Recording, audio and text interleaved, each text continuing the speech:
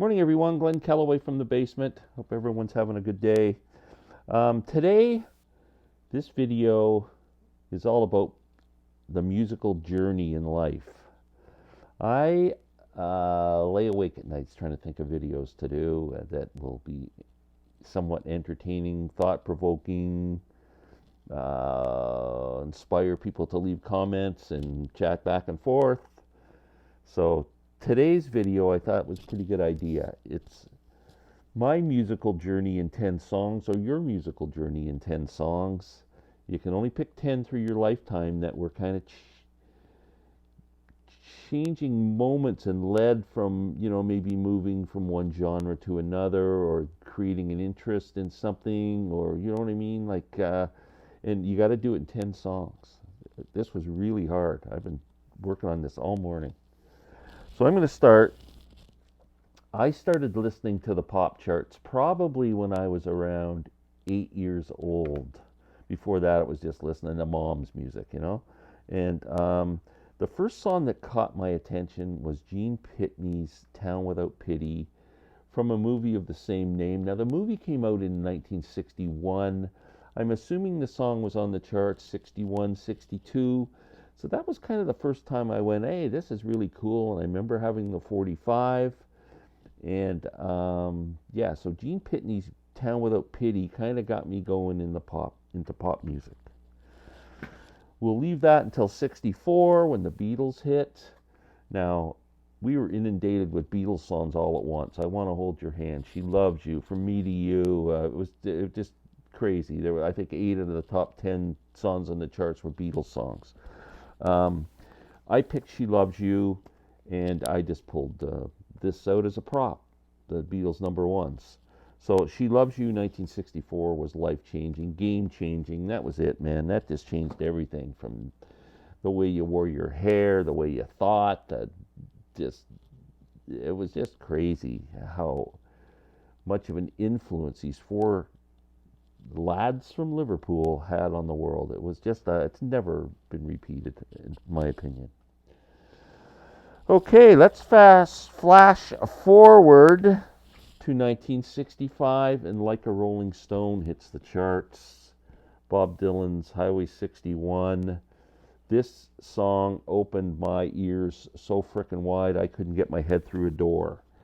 Then it was just like, man, now you got to start listening to lyrics and instrumentation and the length of a song. Even like it became cool just going, that song's only 3 minutes long. That's what's going on here. Game changer, Like a Rolling Stone.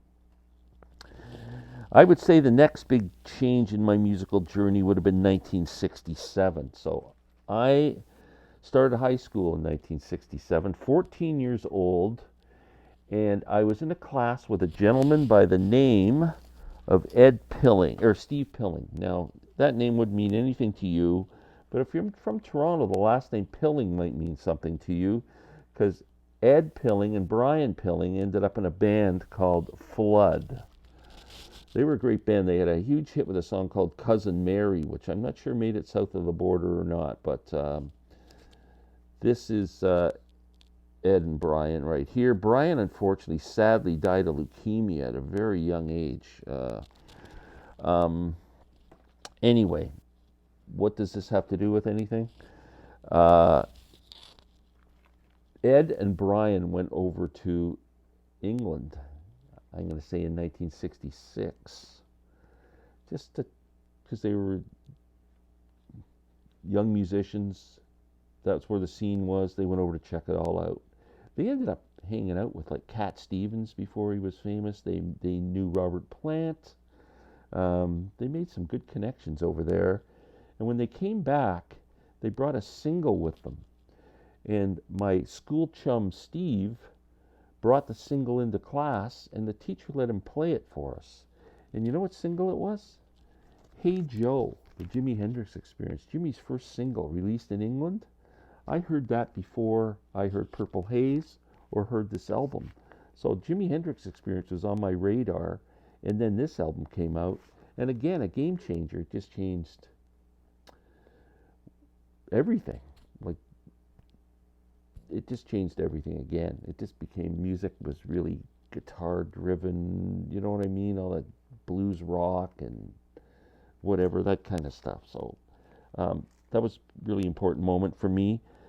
Another one was buying this album and hearing the song White Rabbit on the radio in the summer of 1967 sent me on a psychedelic journey. We won't go into that, but then became a lover of that whole San Francisco scene, which I still am today. Um, that was really important to me. 1969, speaking of a psychedelic journey, one night I may or may not have been under the influence of something and heard this album blasting through some speakers on Yonge Street in front of a head shop in the summer of '69, and Mike Bloomfield's scorching guitar on a live blues track on this album called Fathers and Sons. The song was a Muddy Waters song called Long Distance Call. This is actually a Muddy Waters album. Went back the next day to ask what the hell they were playing, and it was this album, so we bought it. Long Distance Call just blew my mind. The blues just became a big part of my life. That was cool. Next, 1970. I've already been a fan of Zeppelin. I'd seen them in '69. Led Zeppelin 1 and Led Zeppelin 2 were mind-blowing, but the song that changed my life was Gallows Pole off of Led Zeppelin 3. When that banjo kicks in, that entered my mind.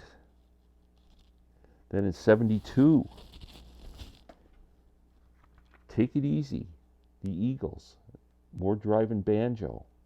I start to frickin' go, I'm loving this frickin' instrument. I used to hate it when I was a kid. And it just stuck in my brain. I'd love to hear the sound of the banjo. And in 1975, I bought my first banjo. And it has been a huge part of my life. It's been part of my identity for 50 some years. Like, I've played in lots of bands, played with lots of people, sits beside me all the time. It was probably the biggest change in my whole life, like the journey that it's taken me on. So those two songs, and now we're up to 1972. Now that is 1, 2, 3, 4, 5, 6, 7, 8 songs. I've only got 2 more in my whole journey. We're only at 72. I guess most of my life-changing moments were then. 1979, I'm totally immersed in the banjo, totally immersed in acoustic music, bluegrass. I find out about this young phenom from New York City. His name is Bela Fleck. Bela puts out an album called Crossing the Tracks, which I wish I had. I used to have it on vinyl and sold it many years ago. Impossible to find. But on that album, Bela did a version of Chick Corea's song Spain. Same melody, like Sketches of Spain, the whole Miles Davis thing. And I just went, wow, well, that's incredible. And it's on this comp called Daybreak. And then the word jazz comes into my head.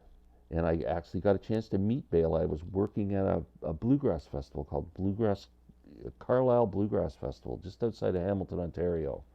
And Bela was there in a band called Spectrum at the time, but his album had just come out, and I got a chance to chat with him about it and talk to him about the song and that, so it was very cool.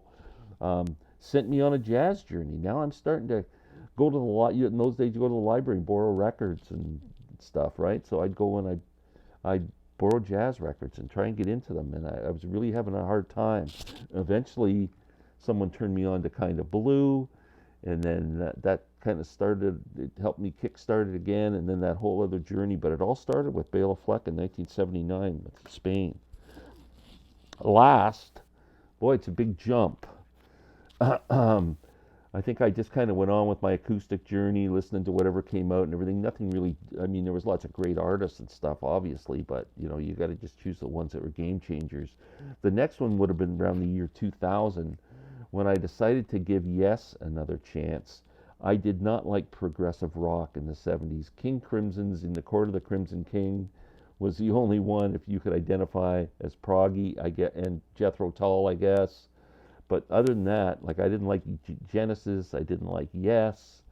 I didn't like any of that stuff. And then for some reason I thought I got to give Yes another chance because I'm a lot more adventurous in my music in my adult years. So I decided to pick up the Yes album. And I'm listening to it and I'm liking it and I'm appreciating what they're doing musically. And then the song Trooper comes on. That's when I had my moment. Especially the last part of that song, they call it Worm, WURM, when they go that guitar part and it starts going back and forth with speakers. And I just went, oh my God, this is amazing. And from then I became a big Yes fan. I started eating it all up. That opened my ears to prog rock, to listen to all kinds of progressive rock, which eventually led to Caravan and everybody else, like this, more Crimson, um, big prog fan. So got me into prog journey. So there are the 10 albums in my musical journey that really shaped the music that I listen to. And I hope you guys maybe jump on this or tell me how your journey went along here. So thanks so much for watching. We will talk soon. Take care.